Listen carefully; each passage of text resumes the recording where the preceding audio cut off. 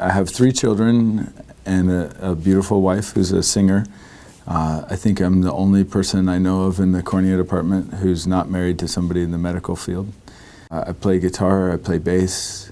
I wrote a musical that I produced last year in Salt Lake City. I do a lot of international missions. I run a nonprofit that started an HIV treatment program in Zambia. One of the reasons that I was brought onto the Duke ophthalmology department was to help Duke become more involved in international ophthalmology. And so I will hopefully be bringing residents and fellows to Sierra Leone and working with the eye professionals there to improve their capacity and to bring the first cornea transplants to Sierra Leone and help develop the program there.